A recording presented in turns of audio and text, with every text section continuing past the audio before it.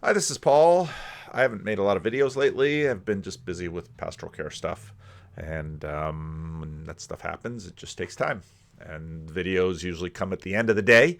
If I have a little bit of time at the end of the day, I make a video. So if I don't have any time at the end of the day, a video doesn't get made. So sorry. But that's just kind of the way it is.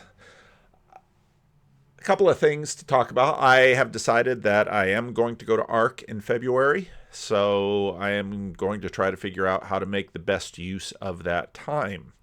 Um, we're working on an event in Ireland right before the Saturday before the art conference. The art conference begins on a Monday, so working on an event with Marcus over in Ireland on that Saturday, and I'll leave it up to him to announce when all of the pieces are together. But it'll be a really good event. Probably a small event. It's not going to be in any of the major cities. It's going to be on the west coast of Ireland. So I'm really looking forward to seeing that. Looks like a really pretty place that we'll be meeting. And I'm trying to figure out what other things to do while I'm out there. I hope to be able to at least have small gatherings, basically estuary meetings, around the ARC event, and maybe even some maybe evenings of ARC. We'll see what happens. One of the things that's so cool about ARC is that they do attract a lot of us who are sort of spread around the world, and they kind of bring us together. And um, uh, so probably as I continue to think about this, and as I try to put some other things around ARC and figure out how this whole thing goes, yeah, we'll have more to talk about. I've been watching. I haven't made it all the way through this Mark Andreessen, Barry Weiss interview, which has just sort of fascinated me. But when I was sort of getting ready to do this, I noticed that Kale was just releasing a video, and he released a video about this woman who decided she's like an OnlyFans girl or something, and she was going to sleep with 100 guys in a single day. And this is just ghastly. This is just, but and it's not just that, this story sort of, why should it shock me? What's and Kale pretty much had the same experience, and it sort of connects up with, so with Paul Kingsnorth against civilization, the just trying to get my head around the video that got started but never finished because, am I recording now? Yeah, I'm recording. Good. The video that got started but never finished because I failed to record was basically thinking about the church in the future. I was talking to a friend of mine who's very well connected, and one of the things that he said to me is he's a Christian. He goes to church, and one of the things he said to me is, the kind of stuff you talk about on your podcast, most pastors have absolutely no idea. And I live in this really strange world where, on one hand, I am connected to what I think are some of the most important and cutting edge things happening through, what Jordan is doing with his gospel seminar, John Vervaeke, Jonathan Peugeot, the Ortho Surge, the change in epistemology, all of that. And then, and sometimes people say, what keeps you grounded? Well, I've got 8 or 9 senior citizen women meeting here, and they're having Bible study, and I have to set up computers. And a lot of the pastoral care stuff I'm doing right now is basically taxiing.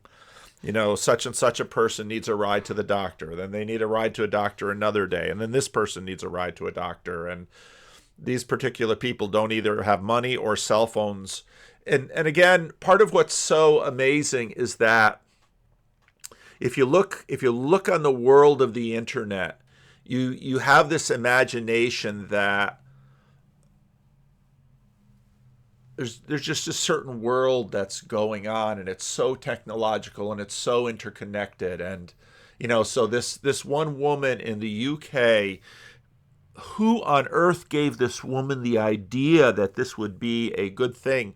You get to the end of it, and I mean, all the comments on the video, not the one that Kale did, but the one that he was responding to, the comments on that video are like, this is self-harm. This girl is shattering herself, and she doesn't even know it. And then she says that she's going to do 1,000 in 24 hours, and it's like,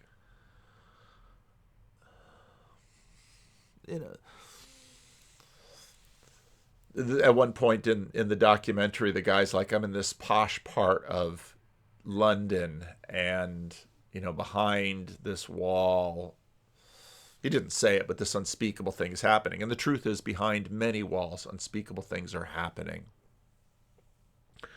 So all of these videos are just the things that I bump into during the day. I was looking at Martin Shaw's Substack, and to listen to Martin Shaw, one of the wonderful things about his Substack is all the way at the bottom you can hear Martin's melodious voice bringing you the content, and it is soothing and delightful. And Where the Desert, Part 1. So this is a quote from Amma Syncletica, one of the very early desert mothers. There are many who live in the mountains and behave as if they were in the town. They are wasting their time. It is possible to be a solitary in one's mind while living in a crowd, and it is possible for those who are solitaries to live in the crowd of their own thoughts. It's happening to me more and more now, people asking about Orthodox faith, and not to trip me up or volley a slagging, they really want to know. It's a lovely thing to see emerging, and the room doesn't suddenly grow tense, not anymore. It just gets quiet. It may be that it's been long enough now that I'm clearly sticking with it and don't seem any crazier than I usually do. Metropolitan Callistos once said, it's not appropriate to strong-arm your belief and practices on others, but if they really want to know, well, that is a lovely door to walk through together. And having been outside of the flock, I appreciate that kind of maturity. As we know, there's a great deal of difference between an invitation and an imposition. Knowing that the Orthodox have a bit of a graw for early desert fathers, that means love, one lady recently called out in the half-darkness of a Q&A. It's a great question. She said this: where is the desert for us moderns? It was a real thought, and what I took from that was, where do I seek what they sought? And then that got me thinking, what was it that they were seeking? Now, for some of you, this is old hat and masticated, but bear with me. I think there's a few of us that could do with a little basic information. So I'm going to give just the tiniest sketch of a few elements of the pull to the desert. And then, well... And then actually, I had to go back to this one because I started with today's, because of course Substack is...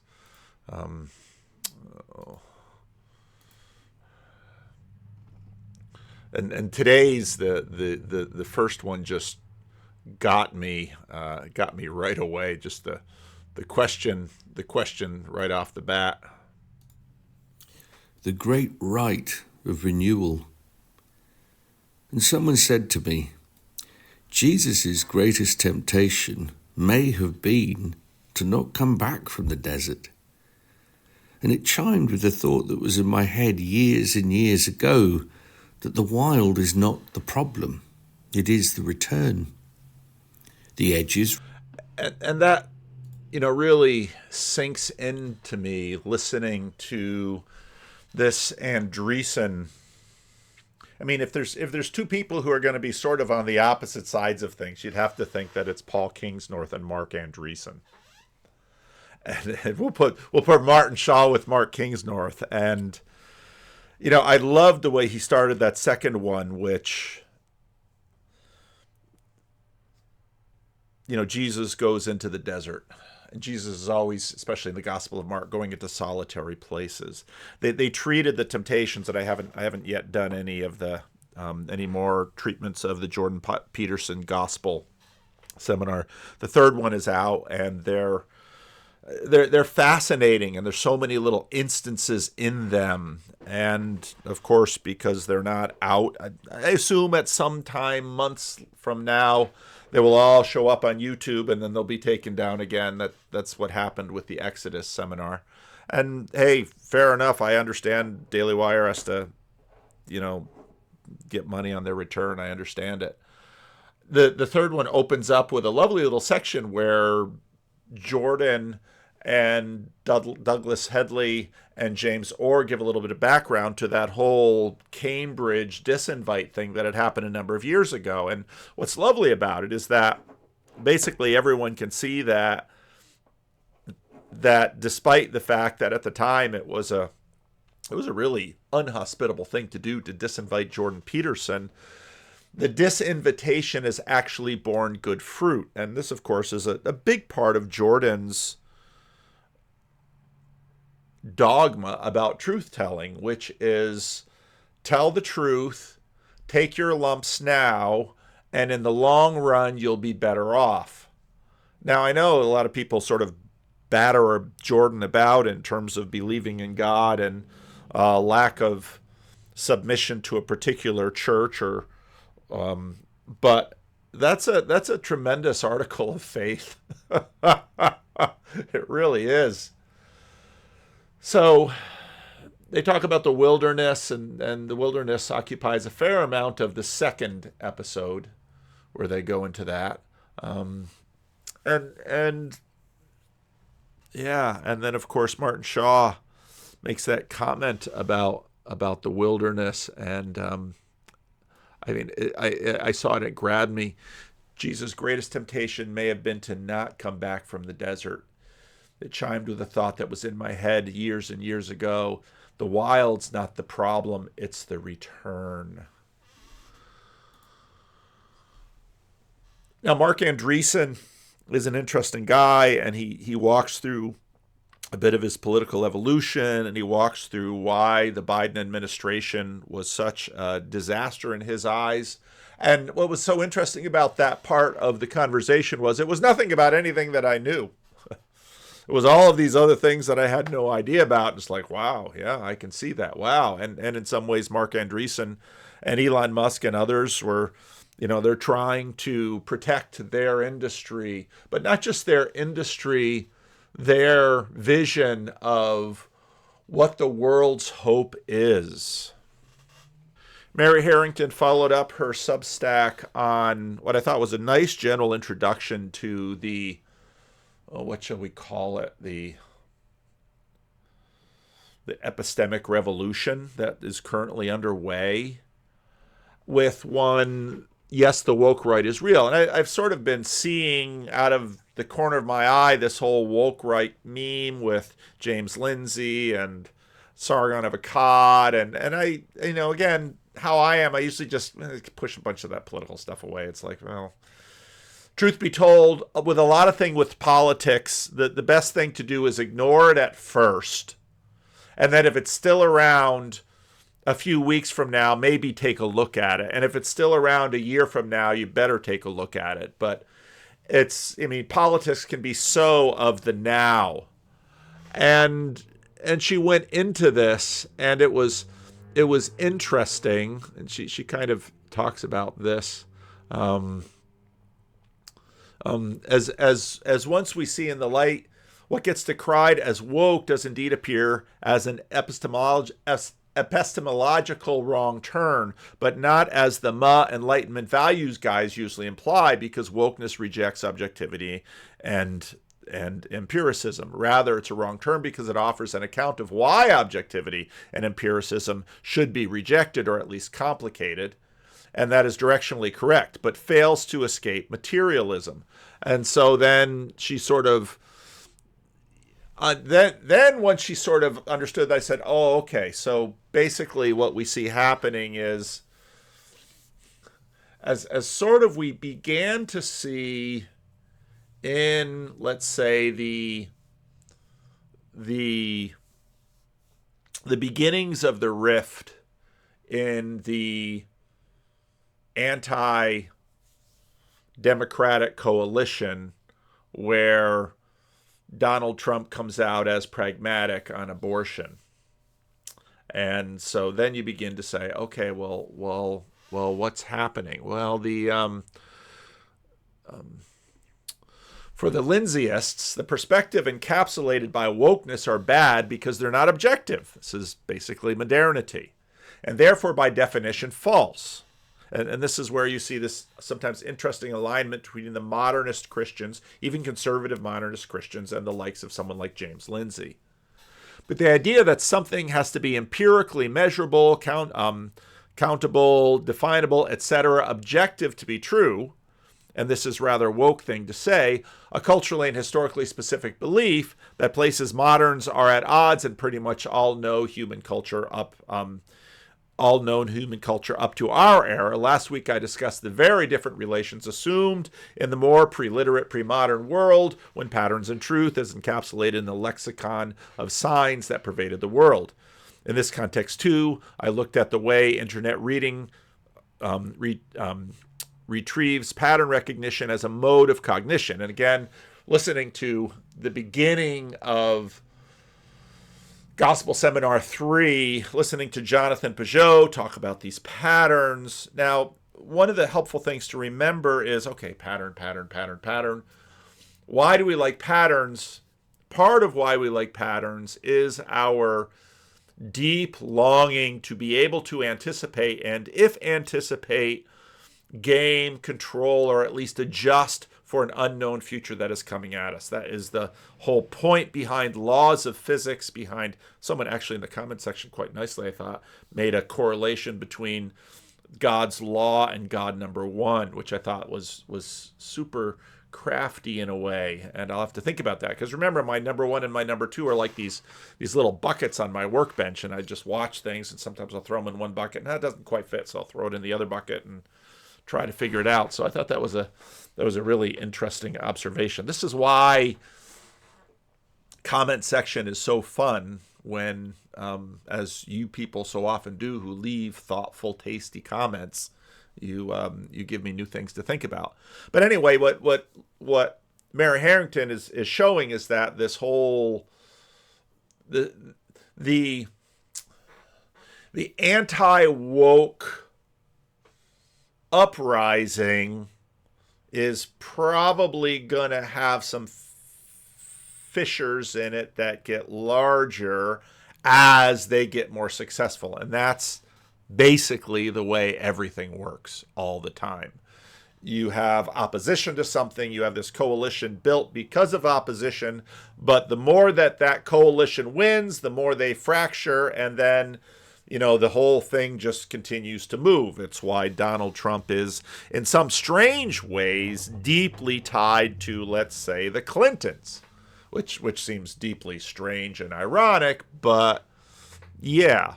And, what perhaps is something that we're seeing in Trump too, where, and, I'm so often proven wrong in time, and so I watched this Brett Weinstein thing sort of go up and develop, and I wondered, is Trump going to listen to anybody? Well, we'll see. And so we'll have to see how long the Silicon Valley billionaires, these masters of a certain part of our world, are sort of in alignment with Trump, even though I think, again, Mark Andreessen walks through a lot of these things.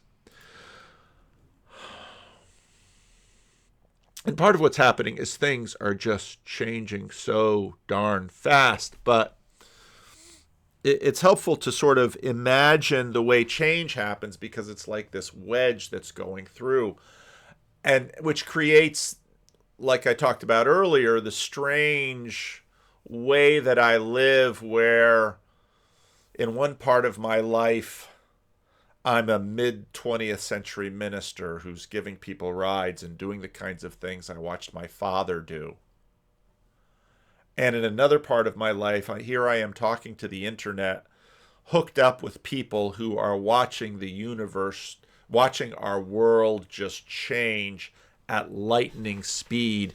And this little clip here sort of got at this. I think Barry Weiss, I think she just did a tremendous job asking questions in this interview. It was really good. And in it, I reference a big wig in Silicon Valley, which is you.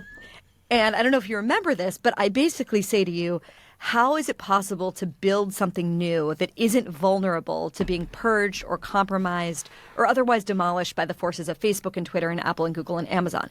And the thing you texted back to me was used mimeograph machines. Okay? And at the time, you were also urging me and other people to buy hard copies of encyclopedias and buy hard copies of books. Now, Burn Power at this point feels tremendously validated, because remember when he was raising money to get as much of his library as he could out to Tbilisi, Georgia? And I remember he told me, I get paper books and I get Blu-ray and DVD because I don't trust any of these streaming things. Books we cared about. Not on the assumption that it's very nice to have a library, but on the assumption that online they were all going to get re-edited to suit the political tastes of wokeness. And, for the person just listening and not watching the video, you are nodding at how prescient you were. Now, on the one hand, that's a very bleak diagnosis, right? You're basically saying building on the internet would mean submitting to this kind of political ideology and sort of bending a knee to it. And yet, you're the guy that wrote the Techno-Optimist Manifesto, this 5,000-word essay that I highly commend to everyone to listen to. I'm going to have to listen to it. But again, this is why Paul Kingsnorth, Mark Andreessen, not on the same page. Arguing basically that technological progress is the key to solving humanity's greatest challenges, from poverty to climate change, and that we should prioritize it at all costs. I want to read just a few lines from that essay. Our civilization was built on technology. Our civilization is built on technology. Technology is the glory of human ambition and achievement, the spearhead of progress and the realization of our potential. For hundreds of civilization, there's that word again. One of the thoughts that I had, while I'm doing my confessions to the video camera, one of the thoughts that I had was, you've got to hand it to Trump for changing the world. And one of the thoughts that I had during this whole season was, with the conversations around ARC, and a lot of my thinking about how churches are disrupted and how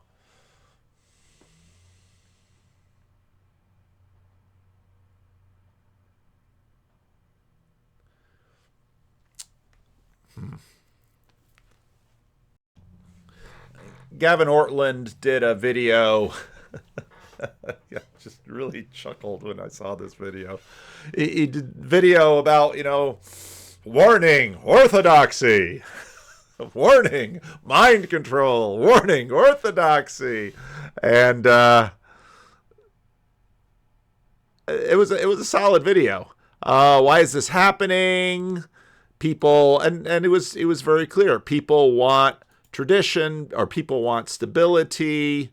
And then he'll go into his critique of orthodoxy, so on and so forth. I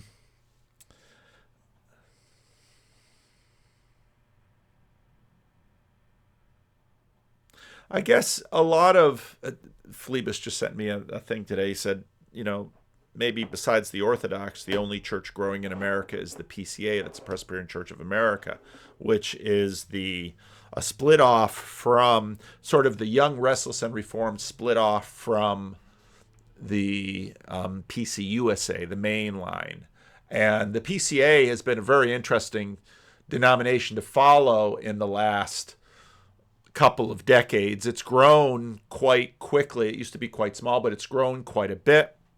On one hand, it had a fairly vital missional wing. Tim Keller, of course, was PCA. And it's also had a fairly conservative wing. And so I think part of what happens in this moment is that none of our words seem to do for us what we need them to do for us. Conservative isn't the right thing. And I have this when I look at orthodoxy, because some Orthodox are, we're working really hard because we want to be the 1st century church, or maybe the 5th century church. And others are the kinds of orthodoxy that is being, I just, the more I learn about this, the more I can't get my mind around it. I'm watching, Peugeot and Nathan Jacobs and Richard Rollins. I mean, these are guys I love. These are guys I deeply respect. These are guys I'm cheering on. And I listen to people talk about orthodoxy, and I'm just trying to get my mind around it. I have similar things with Catholicism. I had wonderful conversation with Larry Chapp. Boy, that was a great conversation. I'll post it on my channel soon if you want to look at it. I can never remember the name of his channel. I remember when I talked to him the first time, I said, dude, you got to rename your channel. You got to be the deepest Roman Catholic nerd to be able to remember that name. You just Google Larry Chapp and you'll probably come up with it. But I am convinced that we are going to see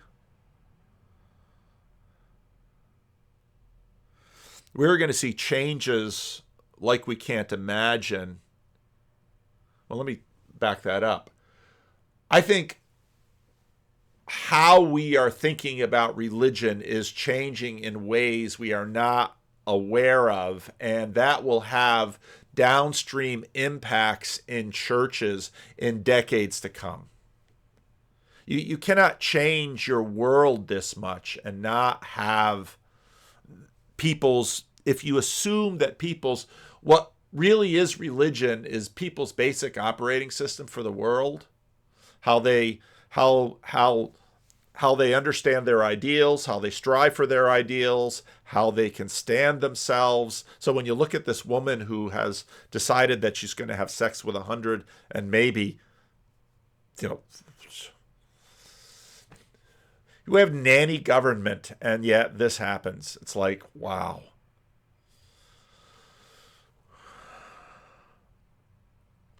That is a complete failure of a civilizational religion. It's a failure of friendship. It's a failure of family. It's a failure of wisdom. Now, let's get back to this thing. Years, you write, we properly glorified this until recently. But I am here to bring the good news. We can advance to a far superior way of I am here to bring the good news.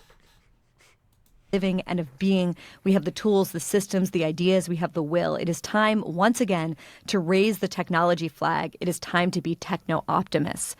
And I wanted to ask you, which is it? Because some days it seems like you wake up on the side of the bed that is like, and take what, people on the internet call the black pill, the pill of nihilism and despair. And other days you wake up and it's, the white flag, it's hope, it's all good things lie ahead.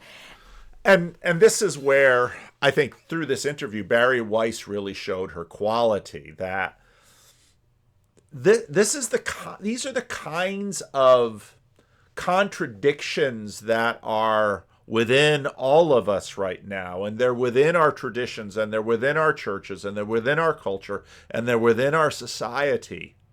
And I think she rightly tags Andreessen with this and says, hey, buddy, which is it? I mean, the first part of the video, he's talking about how disastrous the Biden administration was for the tech industry, how basically the American government destroyed the CEO of Intel.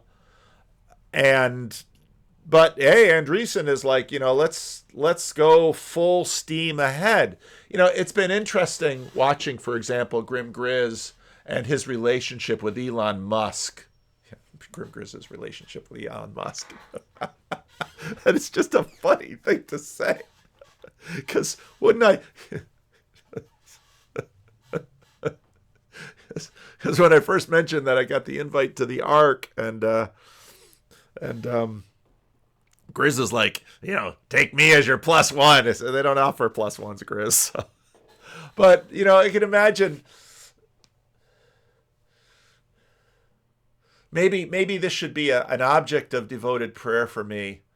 I want to be in the same room with Elon Musk and Grim Grizz for a good half hour of conversation and see how that goes. Now, Grim's a pretty shy guy, so I'm not exactly sure how it would go. And I don't think Elon Musk would in any way understand Grim Grizz. Grim Grizz is hard for a lot of people to understand, but some of us who know him do indeed love him. But we're living with these contradictions.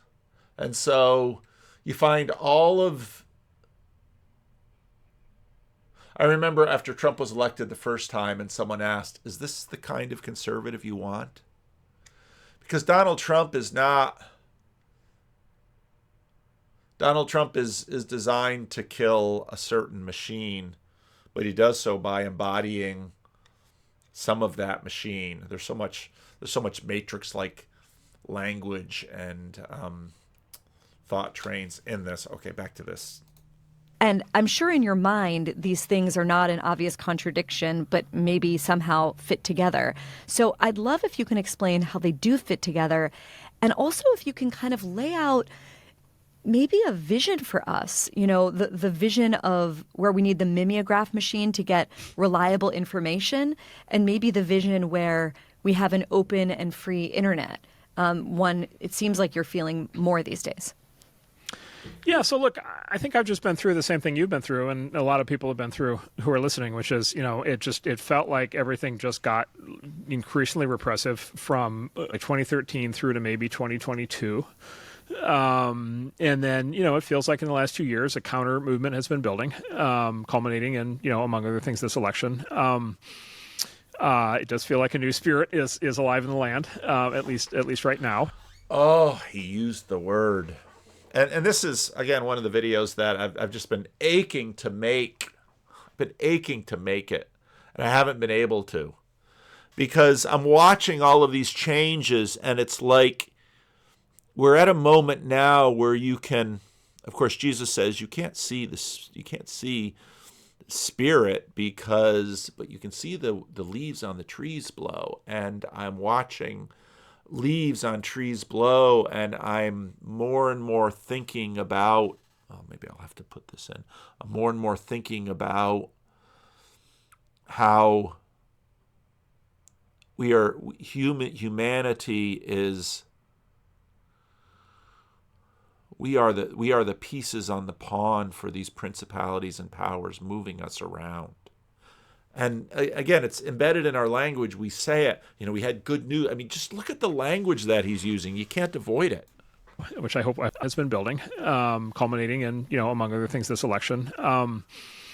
It does feel like a new spirit is alive in the land, at least right now, which I hope will continue.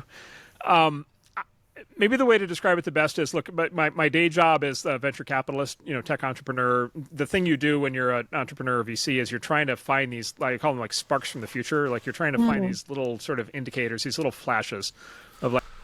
And again, my friend says, the churches seem so completely separate from what's going on. Maybe not the Orthodox. I mean, maybe in the strangest way, it's the Orthodox and the Catholics that are most up to date in the weirdest way.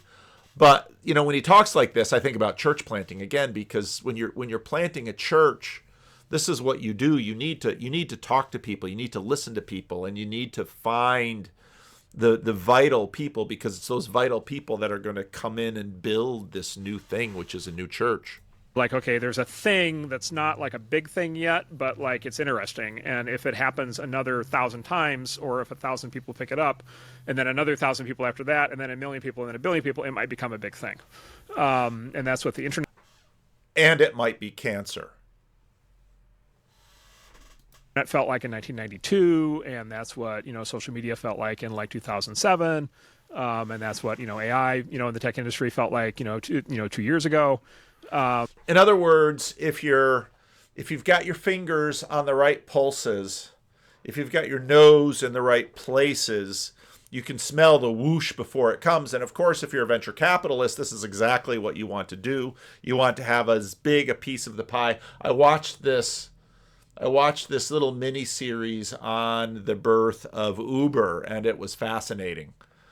In terms of venture capital, and of course Uber had this CEO that was very counter narrative on many respects, and you can almost sort of see the way in which the spirits are vying and trying to align in order to create this new body, this new thing called Uber. And of course, venture capitalists are in that way church planters that in some ways plant the, I don't want to use the E word,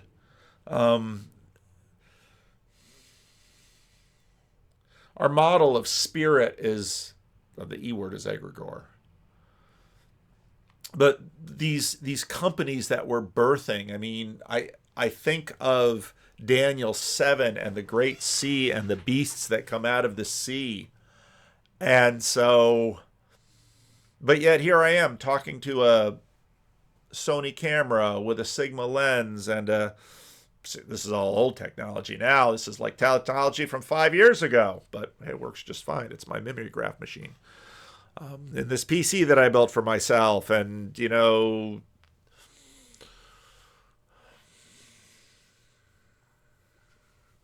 it's bad video me just sitting here thinking in front of you. So our day job is quite literally to try to like find these things, and in tech, these things are some combination of technological change and then social change. I didn't understand what was happening. Having said that, I saw that, and this of course is the whole game B thing that was. So technological change is social change. If we can invent the widget that sort of moves everything in the right direction. Of course, the difficulty is if you invent the widget that moves everything in the wrong direction, but it makes you billions and billions and billions of dollars, it's going to be invented. And then we're going to deal with the aftermath. Again, one of my most memorable Jordan Petersonisms out of the early years, back out of the classroom lectures of University of Toronto, he said, what is a car? A car is something that changes the chemistry of the atmosphere. A charge is something that remaps urban planners.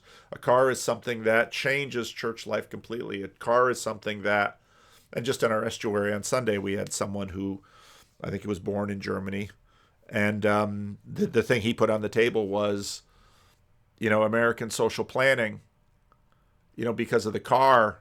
It's very different from Europe, where there's so much sort of community built into the mythological little town in Europe. And I made the observation that what happens in America is that we're physically isolated, but now, especially through media, it was through television, we had sort of a monoculture. And now through social media, instead of the face-to-face interaction, I watched this show on Netflix with actually she was watching it, I was reading, but I grew up watching my father sit there with a book in his hand, and he's mostly reading, but every now and then he looks up at what, the kids are watching on TV and kind of multitasking or task switching doing that. And so there's this show on Netflix about this Indian woman who was catfished.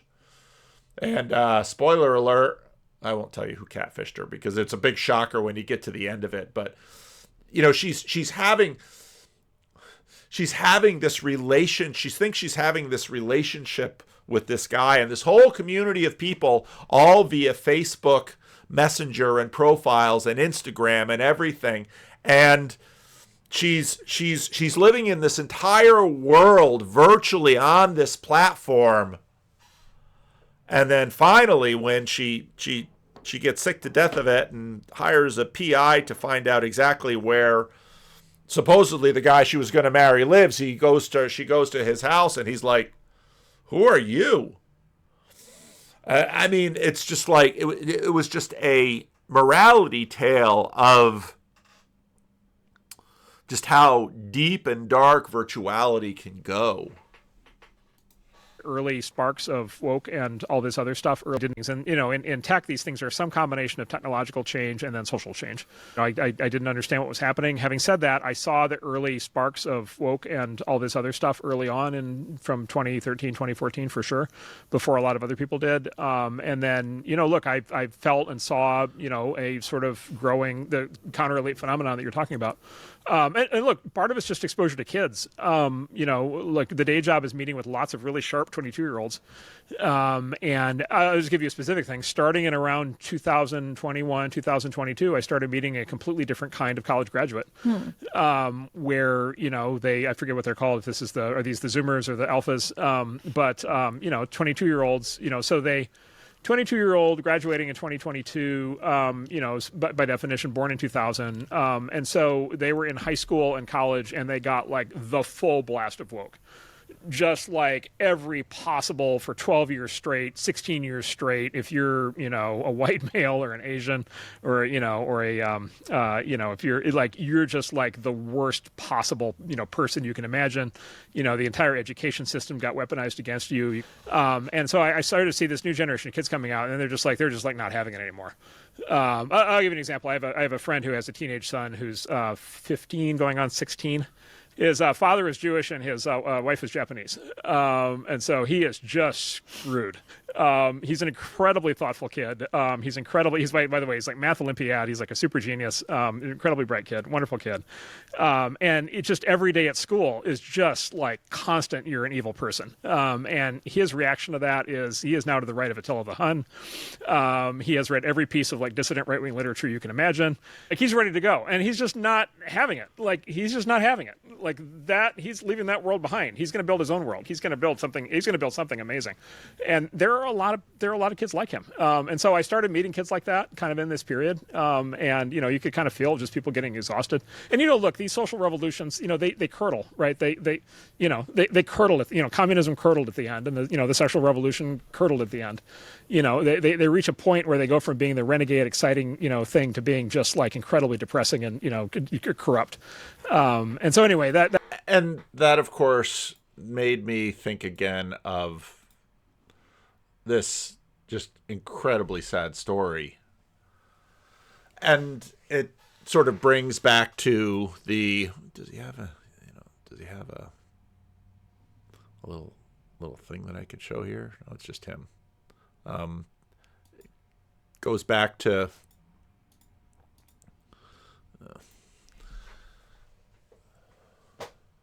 how can we build something that lasts? And I think this is the deep impulse that is leading people to look for something with, again, Gavin says, something with rigor, something with stability, something that's old.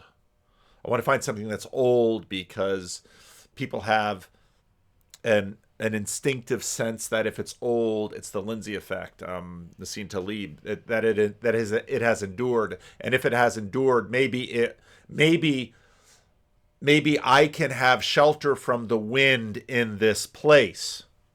But that's an old strategy too. And, part of the reason the Christian Reformed Church was so conservative, like many immigrant churches, is that the winds they wanted to have shelter from were the immigrant winds. And the Christian Reformed Church tries to hold on to its language as long as it can. And religious institutions are particularly good at that because religious institutions are particularly conservative in many ways, but which is why it's actually helpful to keep an eye on religious institutions, because even conservative religious institutions change in ways they're not aware of. And so it's really important to watch those, because then you see, this is really hard to not change. Boy, I don't know if this video made any sense at all.